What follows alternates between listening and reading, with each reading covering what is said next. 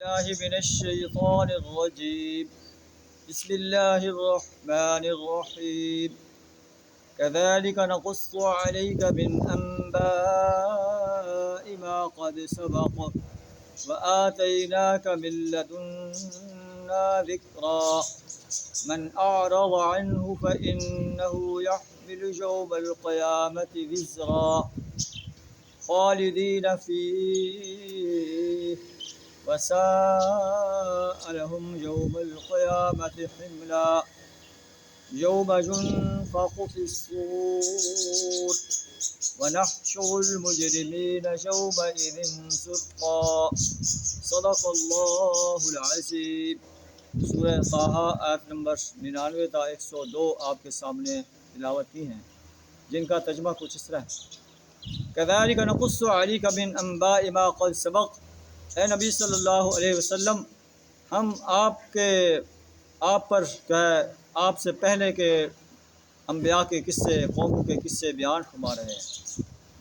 اور آتیناک من لدنا ذکرا، ہم نے آپ کو ذکر عطا فرمایا ہے، درس نصیحت عطا فرمایا ہے، قرآن عطا فرمایا ہے.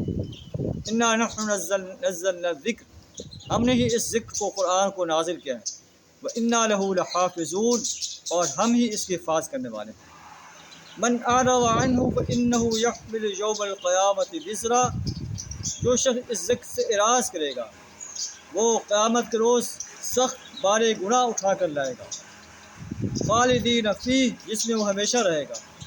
وساء لهم يوم القيامة حملا، اور قیامت کے دن ان کے لیے اس جرم کی ذمہ داری کا بوجھ بڑا تکلیف دہ ہوگا. یوم ینفخ فی الصور، جب سور پھونکا جائے گا. ونحشر المجرمین یومئذ زرقا، مجرم انسانوں کو ہم اس انداز سے جمع کریں گے کہ ان کی آنکھیں پتھرائی ہوئی ہوں گی، آپس میں چپکے چپکے باتیں کر رہے ہوں گے. ان لبثتم الا عشرا، تم صرف 10 دن رہے ہو. ایک اور بندہ جو نحن اعلم بما یقولون، ہمیں خوب معلوم ہے وہ کیا باتیں کر رہے ہیں.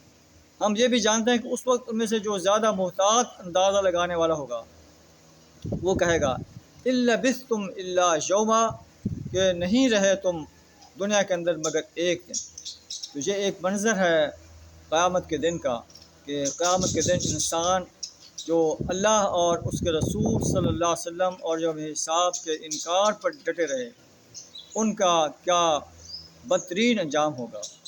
اور ان کی آنکھیں پتھرائی ہوئی ہوں گی، اور وہ خوف کے بارے جو ہے بات بھی علانیہ نہیں کر سکیں گے، چپکے چپکے بات کر رہے ہوں گے.